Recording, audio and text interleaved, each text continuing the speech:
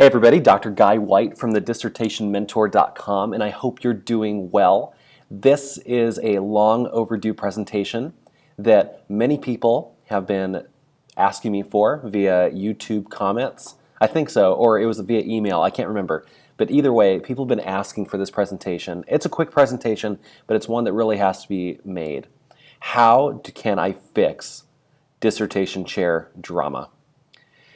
And if you are a doctoral candidate and you are on the doctoral journey, you will most definitely at some point have the experience of feeling as if your work with your chair is somehow being hindered by some sort of miscommunication or otherwise some sort of drama.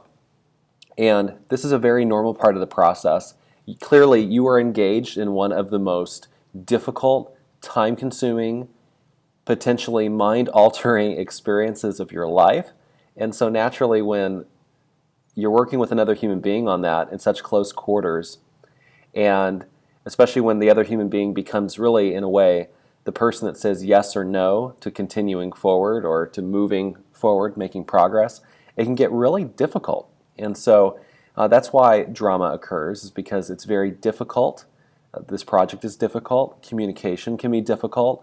And your chair only wants the best for you, and yet sometimes it can just feel like that's not the case or something is going wrong. So that's what this presentation is all about. And in the end, unless this drama is confronted, if you're experiencing dissertation chair drama, unless it is confronted in some way, there is a significant likelihood that you will end up in the ABD, all but dissertation, forever category. You'll have finished coursework, but you won't have finished the dissertation process, and you won't be able to move forward.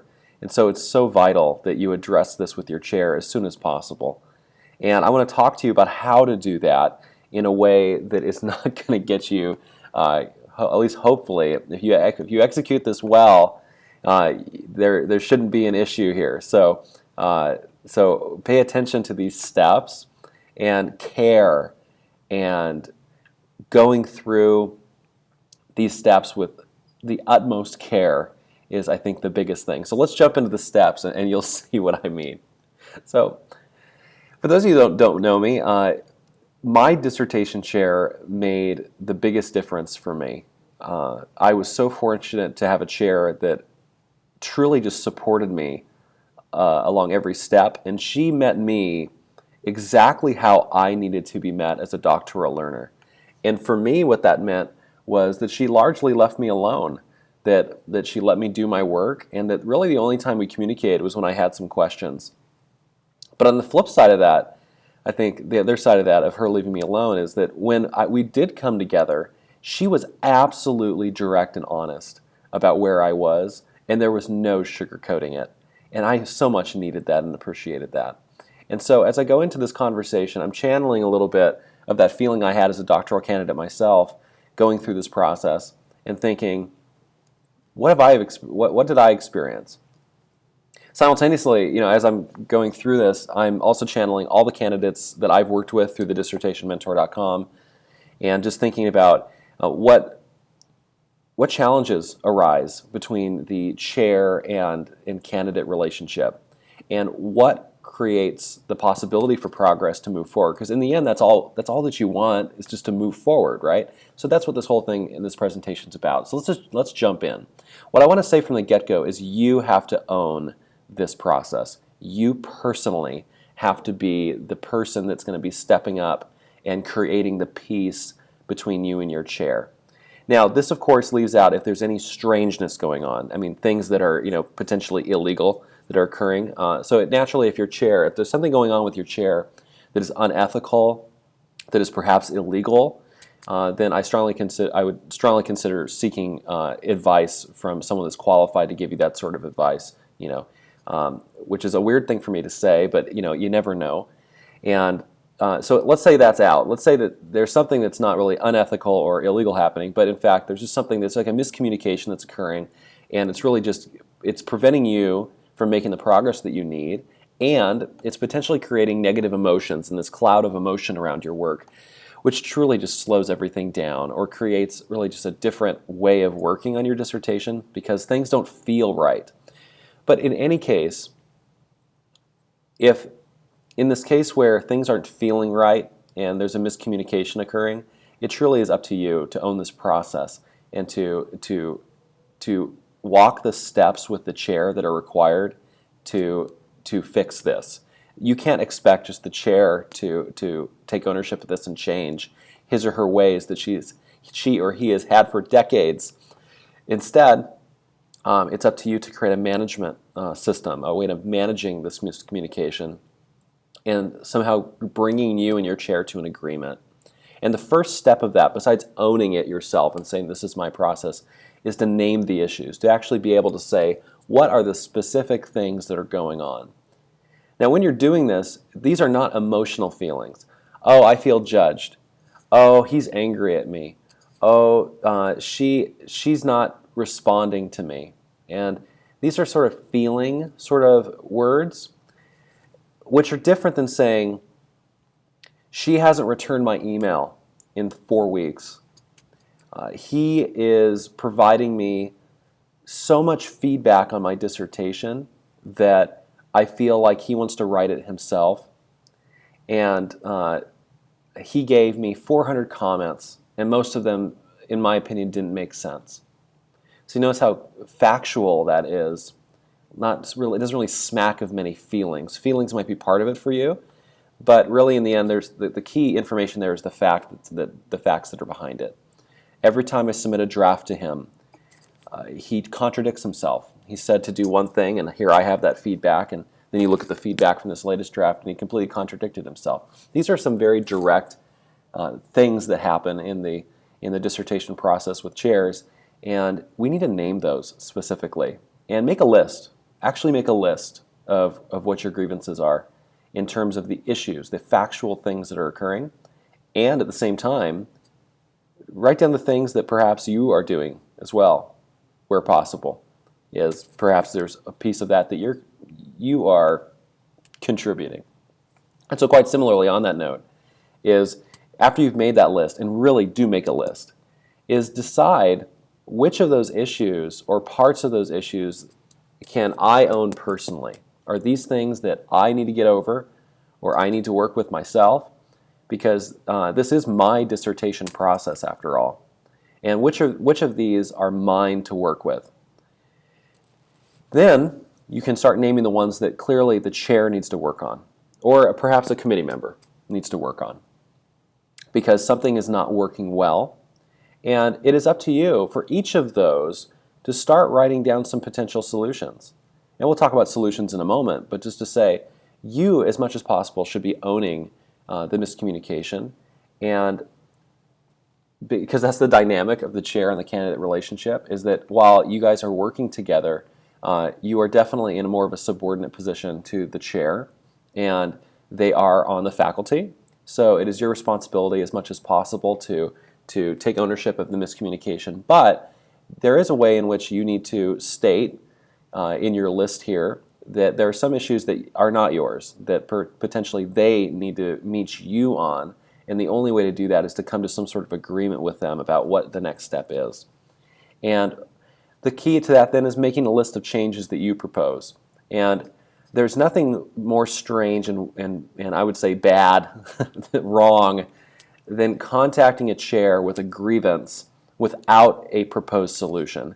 As a doctoral candidate, you are sophisticated. You are at the level at which you must come to a conversation about a miscommunication or some kind of grievance that's occurring. You must, at that level, come with some kind of proposed solution to help you move forward. And the reason you want to prepare that in advance is because you want to be ready for the conversation, and you want to be ready to meet that conversation with true solutions as opposed to feelings. Because feelings aren't going to finish your dissertation. What's going to finish your dissertation are concrete steps forward. And naturally, when you're making this list of proposed changes, proposed solutions, you want to make sure that you are taking into account what your chair can or cannot do in the course of their work and what you can or can't do. So you want to make sure it's like almost equitable in a way, for you both as you're going through this. You're making a list of the potential. And this is where I think most candidates take it wrong, is they sometimes will jump straight into an email directly after receiving some negative experience. Perhaps they've received some feedback and they just, man, you've had it, you're done. You're like, oh my God, I got to really talk to this guy. And so what you end up doing is you write an email that is far less than tactful, and it just simply exacerbates the situation and makes the miscommunication just flood and just take over the entire dissertation process. And all you end up thinking about whenever you work on this thing is this miscommunication you're having with this chair. And so it's so important at this stage just to stop, take a break if you can. Some people say it takes 3 minutes for the for the blood to return to parts of your brain when you get angry. I've found that perhaps the case every now and then, but it might take a few days for you to step away from this, not rushing to make a solution, but instead really arduously going through the process of naming the issues or facts, and then writing down some potential solutions. And then what I would say is draft an email. Draft it. And look at the email and directly just communicate in very succinct points what you're observing and what you need and what the proposed solutions are. So again, that is, what are you observing? What do you need? And what are some potential solutions that you'd like to present? The best way to do this is not in a paragraph form in your email. The best way is to provide some kind of opening paragraph expressing your desire to work with them, your desire to move forward, and your desire to have the best relationship possible as a chair and candidate. And then just give the general sense of what's going on. Don't attempt, and when I say nonviolent language, what I mean is don't try to grab ground and list all the places that you're right. That's not the point of this email. The point of this email is just saying this is where I am observing where we are, and whether or not that's accurate or not. Here are 3 areas I'd like to discuss with you, and here are 3 potential solutions for those areas. And then you number those, number 1, number 2, number 3 as separate items. And so that way you are 100% being very specific about what is needed.